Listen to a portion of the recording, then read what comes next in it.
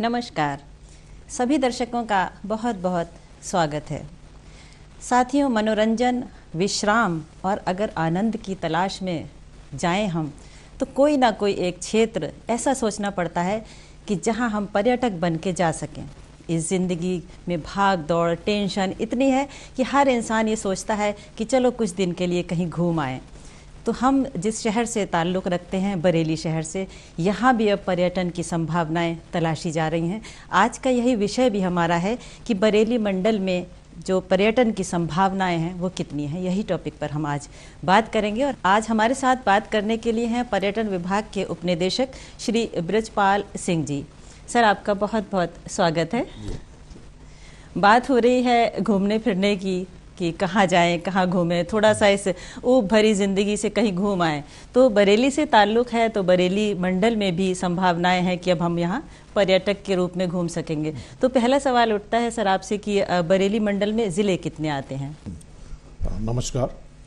बरेली मंडल की हम बात करें तो ये मंडल 4 जनपदों से मिलके बना है, जिसमें मंडलीय जनपद बरेली, इसके अलावा पीलीभीत, शाजापुर और बदायूं जनपद होते हैं। बात अगर पर्यटन की करते हैं तो एक चिर परिचित शहर है जो पर्यटन को पूरी तरीके से मुकम्मल करता है। उसके विषय में मैं सबसे पहले कहना चाहूँगा, वो इस तरीके से है कि सैर कर दुनिया की गाफिल, जिंदगानी फिर कहाँ, जिंदगानी गर रही तो ये नौजवानी फिर कहाँ जी। इस प्रकार पर्यटन जो है वो एक परिपूर्ण है जिंदगी को बनाने के लिए। जनपद बरेली में पर्यटन और पर्यटन से संबंधित जो संभावनाएं वो असीमित हैं। बात हम बरेली की करेंगे पहले, उसके बाद हम अन्य जनपदों पे भी आएंगे। बरेली जनपद जो है ये प्राचीन काल में अहिछत्र या पांचाल नगरी के नाम से जाना जाता था। पांचाल नगरी इसलिए कहते हैं क्योंकि ये महाभारत कालीन क्षेत्र से जुड़ा हुआ था। महाभारत कालीन क्षेत्र में जो वर्तमान में जनपद की तहसील आंवला है, उसका गांव रामनगर जो है, वहाँ पर अगर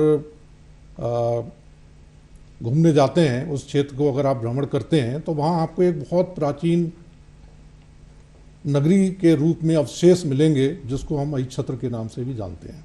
ये वही क्षेत्र है जो महाभारत कालीन है। पांचाल इसलिए इसका नाम पड़ा था क्योंकि राजा द्रुपद जो थे वो इस राज्य के राजा थे और उनकी जो पुत्री थी द्रौपदी, उनको पांचाली के नाम से भी जाना जाता है, इसलिए इसको पांचाल क्षेत्र के नाम से भी जानते हैं। पांचाल क्षेत्र जो था वो 2 विभागों में विभक्त था। ये जो बरेली का अहिछत्र है ये उत्तरी पांचाल का क्षेत्र है और इसकी राजधानी अहिछत्र हुआ करती थी। इसी प्रकार जब आगे बढ़ते हैं तो अहिछत्र के साथ साथ वहाँ पर जैन धर्म से जुड़ा हुआ एक स्थल है जिसको पार्श्वनाथ जी की कैवल्य स्थल के रूप में भी जाना जाता है। इसके बाद जब हम आगे बढ़ेंगे तो फिर ये रोहेलखंड के रूप में जाना गया। रोहेलखंड एक शब्द जो है, रोहेल मीन्स पहाड़, पहाड़ से आए लोगों के द्वारा इस क्षेत्र में जब शासन किया गया तो ये रोहेलखंड के नाम से भी जाना गया।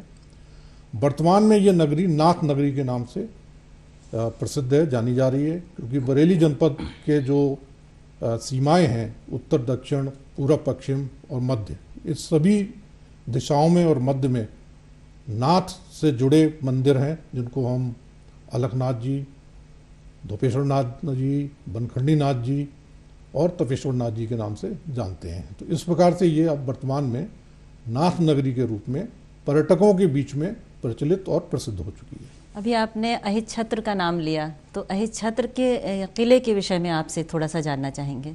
अहिछत्र चूंकि प्राचीन सभ्यता में एक महाजनपदों में माना गया है और उसके वर्तमान में जो हैं वो सिर्फ अवशेष के रूप में वो जगह है, जिसको हम किला क्षेत्र के रूप से भी जानते हैं। किला क्षेत्र इसलिए कहते हैं क्योंकि इसके चारों तरफ एक प्राचीर है जिसको हम दीवार कहते हैं। उस दीवार के मध्य में जो नगर बसा हुआ है, जिसके अवशेष के रूप में अगर हम वहाँ जाते हैं तो हमें ये महसूस होता है कि हम किसी छतों के ऊपर जो है भ्रमण कर रहे हैं। तो ये स्पष्ट है कि यहाँ पे कभी प्राचीन किला रहा था और किला संबंधित रहा है महाभारत काल से। महाभारत काल के राजा द्रुपद और उसके बाद अन्य राजाओं द्वारा भी यहाँ पे शासन किया गया था। और गुप्त काल के बाद ये स्थल जो था वो वीरानी। सर, जैसे कि आप बता रहे हैं कि अभी वर्तमान में हमारा जो शहर है वो नाथ नगरी के नाम से जाना जा रहा है, तो इस पर क्या क्या सरकार की योजनाएं चल रही हैं, किस तरह से इस विषय पर कार्य किया जा रहा है? नाथ नगरी बेसिकली जो है वो एक जनपद को जिस रूप में हम अब वर्तमान में जान रहे हैं वो एक नाथ नगरी, नाथ कॉरिडोर। तो नाथ कॉरिडोर का जो वर्क है वो बरेली विकास प्राधिकरण के द्वारा प्रारंभ कराया गया था, जिसमें आप देख रहे होंगे कि जनपद के जितने प्रवेश मार्ग हैं वहाँ पर भव्य प्रवेश गेट का निर्माण हो रहा है, द्वारों का निर्माण हो रहा है। वो द्वार जो हैं किसी न किसी अलग थीम पर हैं और उन थीम के आधार पे उनका जो है प्रवेश किया जा रहा है। वो बेसिकली एक ये पहचान होगी पर्यटकों के लिए कि जब वो बरेली में प्रवेश करेंगे, किसी भी मार्ग से करें, बरेली में आने वाले जो मार्ग हैं विशेष तौर पे जैसे आप दिल्ली की तरफ से आ रहे हैं तो जो पहला मार्ग पड़ता है वो सीवीगंज वाला पड़ता है, उस पर आप जाएंगे, वहाँ एक द्वार है। आप लखनऊ की तरफ से आ रहे हैं तो वहाँ पे आपको दूसरा द्वार मिलेगा। इसी प्रकार से जब आप बदायूं की तरफ से आते हैं तो एक अलग आपको मार्ग मिलता है। चौथा मार्ग जो है वो भी जो बीसलपुर पीलीपुर की तरफ से जब आ रहे हैं तो वहाँ पे भी एक मार्ग मिलता है। तो ये सभी मार्गों का जो कंसेप्ट है वो इस तरीके से रखा गया कि भगवान शिव से संबंधित, चूंकि नाथ जो हैं वो भगवान शिव से ही कंसर्न माना जाता है उनका, तो उन सभी द्वारों को इस तरीके से बनाया जा रहा है कि उसकी एक पर्यटक को प्रवेश करते ही पता लगे कि हम नाथ नगरी में प्रवेश कर चुके हैं। इसके अतिरिक्त जो आपने देखा होगा बीडीए ने कई जो चौराहे हैं हमारे उनका भी सौंदर्यीकरण किया है और उन सौंदर्यीकरण को भी किसी भी न किसी भगवान शिव से संबंधित थीम के ऊपर ही आधारित किया गया है। जहाँ तक पर्यटन विभाग की इसमें सहभागिता की बात आती है तो पर्यटन विभाग भी जो है नाथ कॉरिडोर में अपने कार्यों को सम्मिलित कर चुका है और इसके अंतर्गत हम लोगों ने जो उत्तर प्रदेश सरकार द्वारा जो है माननीय मुख्यमंत्री जी के नेतृत्व में और हमारे माननीय पर्यटन मंत्री जी द्वारा दिए गए निर्देशों के क्रम में हम लोगों ने इस पर एक फुल प्रोजेक्ट बनाया है जो लगभग 75 करोड़ रुपए का है, जिसके अंतर्गत हम 10 स्थलों को चयनित किया गया है। उन 10 स्थलों में चूँकि जनपद के प्रशासन के रूप में हमारी जो आयुक्त महोदया हैं उनके द्वारा, हमारे जिलाधिकारी महोदय द्वारा जो हम लोगों को दिशा निर्देश और मार्गदर्शन दिया, उसमें हम लोगों ने जो जनपद के इसके शहर के अंदर हमारे नाथ से संबंधित जो प्रमुख मंदिर हैं, चाहे वो हमारा अलखनाथ हो, टिवरीनाथ मंदिर हो, धोपेश्वर नाथ मंदिर हो और आपका बनखंडी नाथ मंदिर, तपेश्वर नाथ मंदिर और इसके अलावा पशुपतिनाथ मंदिर और बरेली का जो एक प्रमुख पर्यटन स्थल और भी है जिसको हम तुलसी मठ कहते हैं, वो भी इसके साथ सम्मिलित है। इसके अलावा जनपद के जो मार्ग हैं, जितने भी कॉरिडोर के अंतर्गत आने वाले मार्ग हैं, उन मार्गों पर फोकस वॉल एक तरीके से नाथ कार्य से संबंधित जो हमारे कहना चाहिए नाथ जो संबंधित जो हमारे भगवान शिव से संबंधित या भगवान शिव से संबंधित जीवनी से संबंधित जो हमारे प्रसंग हैं उनका उसमें जो है उल्लेख किया जाएगा या उनको उसमें जो है उकेरा जाएगा। इस तरीके से नाथ कॉरिडोर के अंतर्गत पर्यटन के द्वारा भी अपने प्रोजेक्टों को लिया गया है। ये प्रोजेक्ट सभी शासन को भेजे जा चुके हैं। स्वीकृति मिलने के उपरांत यहाँ पर कार्य प्रारंभ होने की संभावना बन जाएगी। सर, आपने बताया कि नाथ कॉरिडोर बन रहा है और नाथ नगरी के नाम से हमारा शहर जाना जा रहा है, तो पर्यटन विभाग में मंदिर के अलावा किसी और विषय पर कार्य हो रहा है कि क्योंकि पर्यटक जो है वो सिर्फ एक नाथ नगरी में सिर्फ मंदिर देखने तो आएगा ही, वो एक अलग मैटर है, किसी और विषय पर भी इसको डेवलप किया जा रहा है कि हर तरह का पर्यटक बरेली में आ सके? आपने बहुत ही सही प्रश्न आपका ये है। इसमें पर्यटक का जो आगमन होता है वो कई चीज़ों का समावेश लिए हुए होता है। किसी भी स्थल पे आने वाला पर्यटक सर्वप्रथम वहाँ पे प्रसिद्धि किसी चीज़ की है उसको देखता है। इसके अलावा वहाँ से जो सांस्कृतिक महत्व की चीज़ें हैं या वहाँ की जो कहना चाहिए प्रसिद्धि पाई हुई जो चीज़ें वस्तुएं होती हैं, उनको लोक कला भी हो सकती है, लोक संगीत भी हो सकता है, उसमें वहाँ की संबंधित लोक कला गाथाएँ भी हो सकती हैं। इस तरीके के सभी चीज़ों का समावेश इसमें होता है। और ये आपको जान के बड़ा हर्ष होगा कि बरेली जनपद जो है इस मामले में काफ़ी समृद्धशाली रहा है, क्योंकि हमारे पास अगर हम प्राचीन उसमें जाते हैं तो हमें धार्मिक पर्यटन के रूप में तमाम मतों के यहाँ पे लोगों का समावेश मिलता है, जिसमें नाथ नगरी के अलावा अगर आप देखें तो सूफी सर्किट भी इसमें कंसर्न होता है। खानकाह न्याजा उसका एक बड़ा क्षेत्र के रूप में जाना भी जाता है। इसके अलावा जैन से कंसर्न में जब हम जाते हैं तो हम जैन मंदिर को देखते हैं, जहाँ पे भगवान पार्श्वनाथ जी का पूरा आपको एक वृत्तांत और वर्णन मिलता है। इसके बाद जब हम आगे बढ़ते हैं तो वर्तमान के परिदृश्य में जब हम जाते हैं अन्य चीज़ों में, तो हम देखते हैं कि बरेली जो है वो पतंग मांझे का एक बहुत बड़ा केंद्र के रूप में रहा है, और पतंग विभिन्न धार्मिक उत्सवों पे प्रयोग की जाने वाली एक उल्लास के रूप में, मनोरंजन के रूप में प्रयोग की जाने वाली वस्तु के रूप में रही है।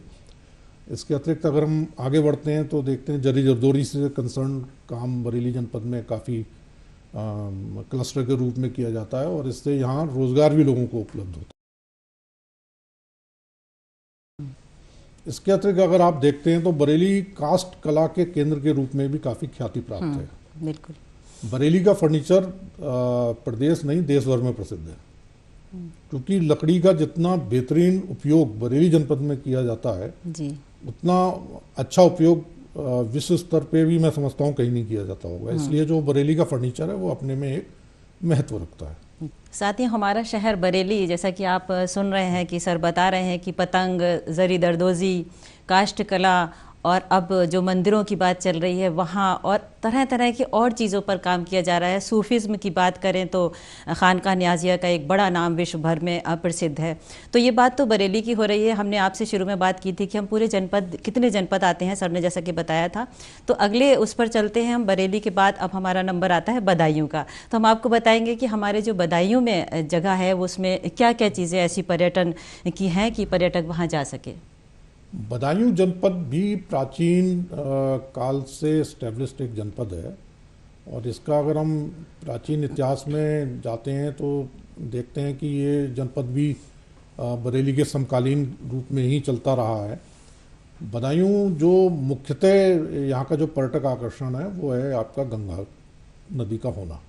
माँ गंगा जो है वो पतित पावनी है, और सभी मतलम्बियों के लिए ये एक आस्था का विषय भी रखती हैं, क्योंकि आने जितने भी पर्यटन के क्षेत्र के जो दर्शनार्थी और पर्यटक होते हैं उनका एक जो लाभ हमेशा माँ गंगा के रूप में रहा है। जनपद बदायूं में आपको ध्यान होगा कि एक मेला भी लगता है जिसको हम ककोड़ा मेला कहते हैं, जो गंगा के तट पे ही और कार्तिक पूर्णिमा पे जिसका मुख्य स्नान होता है वो रहता है। इसके अलावा अगर जनपद बदायूं के शहरों में हम जाते हैं तो शहर क्षेत्र में आपको दो सूफी से संबंधित वहाँ पे आपको दरगाह भी मिलती हैं, उनका भी एक अपना महत्व है ही है। और इसके अलावा अगर हम आगे बढ़ते हैं तो वहाँ सहसवान है। सहसवान में सरसोता जो एक जगह है, सरसोता मीन सप्त स्रोत माना जाता है कि भगवान परशुराम जी ने अपने फरसे से वहाँ प्रहार करके 7 स्रोतों का प्रवाह किया था, जिसके नाम से वो सरसोता के नाम से प्रसिद्ध है। साथियों, बरेली के बाद बदायूं के बारे में आपने सुना कि जैसे कचला घाट वहाँ का बहुत फेमस है, और जो दरगाहें हैं छोटी बड़ी सरकार की ज़ियारत के नाम से मशहूर है। लोगों की आस्था वहाँ से जुड़ी है। वहाँ जो बीमार लोग हैं कहते हैं जाते हैं और वहाँ जाकर ठीक हो जाते हैं। अपनी अपनी आस्था की बात है। तो इसी क्रम में हम बात कर रहे हैं कि बरेली के बाद बदायूं, और अब हम चलते हैं आपको लेकर पीलीभीत, जो कि बांसुरी नगरी के नाम से भी जाना जाता है। तो सर से मेरा पहला सवाल पीलीभीत के बारे में ये होगा कि अगर हम पर्यटन के तौर पर पीलीभीत जाना चाहें तो शायद वहाँ एक चूका बीच करके भी है, तो उसकी विशेषताओं के बारे में आपसे जानना चाहेंगे। पीलीभीत जनपद जो है वो उसके विषय में ये जाना जाता है कि जनपद की जो दीवारें थी भीत के नाम से, यानी दीवार को हम भीत के नाम से भी जानते हैं, तो उस जनपद की जो दीवारें थी चारों तरफ वो पीले रंग के उससे बनी हुई थी। इसका नाम पीलीभीत भी रखा गया था। हालांकि पीलीभीत भी एक प्राचीन धार्मिक महत्व का शहर है, क्योंकि यहाँ पे भी जो प्राचीन कतिपय मंदिर हैं जो बिखरे हुए हैं, जिसमें प्रसिद्ध रूप से गौरी शंकर मंदिर जी के नाम से आप जाएंगे तो काफ़ी प्रसिद्ध मंदिर आपको वहाँ मिलेगा। गौरी शंकर मंदिर की जब हम बात करते हैं तो बरेली जनपद में भी गुलड़िया में जो गौरी शंकर मंदिर है उनमें मूर्ति, और जो पीलीभीत में गौरी शंकर मंदिर है उनकी मूर्ति लगभग एक ही तरीके से लाल पत्थर की बनी हुई है। तो इससे ये तो स्पष्ट है कि जनपद बरेली के साथ साथ जो अन्य समीपवर्ती जनपद हैं वो भी पर्यटन के क्षेत्र में प्राचीन काल से ही एक दूसरे से लिंक रहे हैं, संबंधित रहे हैं। पीलीभीत वर्तमान के अगर हम उसमें देखते हैं तो पीलीभीत जनपद जो है वो वन क्षेत्र के रूप में पूर्ण रूप से विकसित है, और ये वन क्षेत्र में जब ये टाइगर रिजर्व के रूप में जब से बना है तो पर्यटकों का आवागमन जनपद बरेली पीलीभीत में काफ़ी कुछ बढ़ा है। तो इस प्रकार जनपद पीलीभीत जो है वो वन क्षेत्र में यानी इको टूरिज्म के रूप में एक अपनी अलग ख्याति रखता है, और इसमें जो मुख्य है वो आपको दो तरीके से जनपद पीलीभीत को हम वन क्षेत्र में बांट सकते हैं। एक जो है वो चूका जिसको हम कहते हैं, चूका इको टूरिज्म स्पॉट। चूका इको टूरिज्म स्पॉट जो है वो वन विभाग द्वारा संरक्षित और उनके द्वारा संचालित क्षेत्र में माना जाता है। इसमें आप जब जाएंगे तो आप देखेंगे कि वहाँ पर शारदा सागर डैम जो है, शारदा सागर डैम के समीपवर्ती क्षेत्र में इस क्षेत्र को विकसित किया गया है। तो वहाँ पर आपको एक बहुत बड़ी विशाल जल की जो है वो राशि देखने को मिलती है, जो प्रतीत होती है समुद्र की तरह। इसलिए इसको मिनी गोवा के रूप में भी पर्यटकों के बीच में, कि अगर उत्तर प्रदेश में बात करते हैं कि उत्तर प्रदेश में समुद्र भी है, तो उनके मन में सीधे सीधे इको टूरिज्म का चूका क्षेत्र आता है जी। और इसके अलावा वहाँ उन्होंने एक क्षेत्र और विकसित किया है जिसको वो सप्त सरोवर के नाम से कहते हैं। ये दोनों ही जो हैं वो जंगल सफारी के रूप में आने वाले पर्यटकों को रोमांचित भी करते हैं, और जैसा आपने देख ही रहे हैं, सुना भी होगा कि जनपद पीलीभीत में जो बाघ हैं वो बहुत ही पर्यटकों को इस वक्त रोमांचित करते हैं, क्योंकि वो समय समय पे उनके बीच में प्रकट हो जाते हैं। और इतना अच्छा बाघों का जो मिलना जो है वो इस वक्त और कहीं संभव नहीं हो रहा है जितना जनपद पीलीभीत के टाइगर रिजर्व में होता है।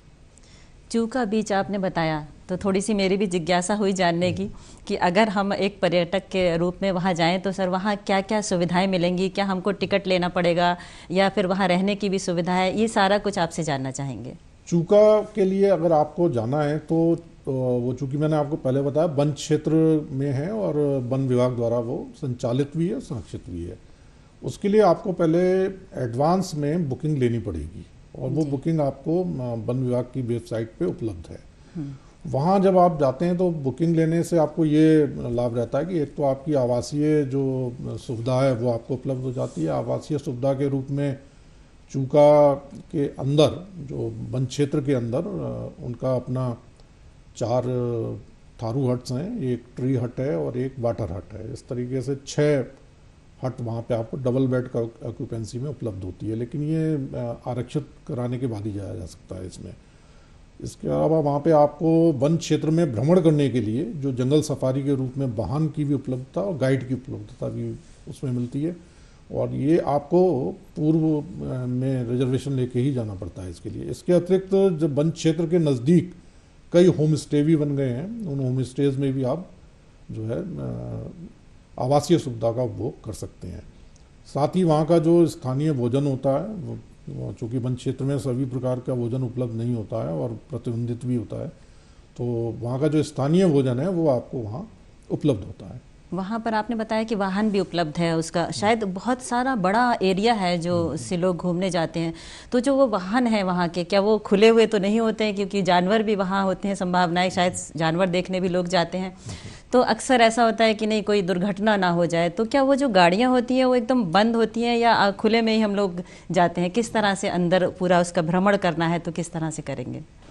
वन क्षेत्र का भ्रमण अगर आपको वास्तव में कहना चाहिए प्रकृति के साथ आपको अगर भ्रमण करना है तो वो खुले हुए वाहन से ही होता है, और पीलीभीत में भी जो जंगल सफारी कराई जाती है वो खुले वाहन के रूप में कराई जाती है, लेकिन चूंकि उस वाहन के साथ प्रशिक्षित गाइड होते हैं और उनको पता होता है कि हमें जंगल क्षेत्र में किस तरीके का व्यवहार करना है, और वो पर्यटकों को पूर्व में ही बता दिया जाता है कि आपको इन नियमों का पालन करना है, जिससे जो वन क्षेत्र के वन्य जीव हैं वो आपसे डिस्टर्ब ना हो, उसका पालन करते हैं। और कोई ऐसा अभी तक तो चूँकि गाइड इतने प्रशिक्षित होते हैं कि वो जिस रूट पे लेके चलते हैं तो जो वन जीव है वो आपको समीप से भी अगर गुजरता है तो आपके द्वारा नियमों के पालन करने पे किसी भी प्रकार का वहाँ पे अभी तक जो है वो अप्रिय घटना का नहीं होना पाया गया है। दर्शकों, जैसा कि हम सारे ही जनपद की बात कर रहे हैं, बरेली की बात हुई, फिर बदायूं की हुई, और आपने देखा कि सबसे रोमांचक बातें जो हुई हैं वो पीलीभीत की हुई हैं कि वहाँ आप जा सकते हैं, रह सकते हैं और सारा कुछ एंजॉय कर सकते हैं, जीवन के कुछ क्षण वहाँ बिता सकते हैं। इसी क्रम में आगे बढ़ते हैं हम अब शाहजहाँपुर में, जो कि वो भी एक बहुत बड़ा पर्यटक स्थल रहा भी है और आज भी उसको अग्रसर किया जा रहा है कि हमारे पर्यटक वहाँ जाएँ। तो अब हम सर से थोड़ा सा ये जानना चाहेंगे कि अब शाहजहाँपुर को देखने के लिए ऐसा क्या है कि हम वहाँ पर्यटक बनकर जाएं। जनपद शाहजहाँपुर की हम बात करते हैं तो हमें स्वाभाविक रूप से देश के स्वतंत्रता संग्राम से जुड़े 3 उन शहीदों की याद हो जाती है जिन्होंने अपने जीवन का बलिदान इस देश के लिए किया। शाहजहाँपुर शहीदों की नगरी है। वहाँ पर हमारे 3 शहीद प्रमुख शहीदों के रूप में माने गए ठाकुर रोशन सिंह, पंडित राम प्रसाद बिस्मिल जी और अशफाकुल्लाह खां साहब। इन तीनों के स्थल के रूप में शाहजहाँपुर को अपनी स्वयं की प्रसिद्धि प्राप्त है। शाहजहाँपुर की हम बात करते हैं तो शाहजहाँपुर जनपद में हनुमत धाम पर्यटकों के लिए एक आकर्षण का केंद्र बन चुका है। हनुमत धाम खन्नौत नदी पर एक टापू पर विशाल हनुमान जी की मूर्ति स्थापित है। वहाँ पर घाट हैं, मनोरंजक साधन के रूप में वहाँ गार्डन बनाए गए हैं और घाट का स्वयं मनोरमी दृश्य तो वहाँ उपलब्ध है ही है। इसके अगर हम शाहजहाँपुर में आगे बढ़ते हैं तो शाहजहाँपुर में तहसील जलालाबाद के अंदर परशुराम जी से जन्मस्थली के रूप में परशुराम धाम भी स्थापित है। उसको भी जो है पर्यटन विभाग द्वारा विकसित किए जाने का कार्य कराया जा रहा है। तो साथियों, जिस तरह के आप सुन रहे हैं कि सर ने बताया कि हमारा जो पूरा बरेली मंडल है वो तरह तरह के पर्यटन स्थल के लिए जाना जा रहा है, लेकिन जाने से पहले पर्यटकों को क्या सावधानी बरतनी चाहिए, किस तरह से हमें घूमना चाहिए, और थोड़ा सा एक मैसेज सर से ये भी लेना चाहेंगे कि जो पर्यटक हैं वो बड़े उल्लास और बड़े हर्ष के साथ अपने घर से निकलते हैं, तो सावधानियाँ हम लोगों को क्या क्या बरतनी चाहिए किसी भी क्षेत्र में जाने से पहले।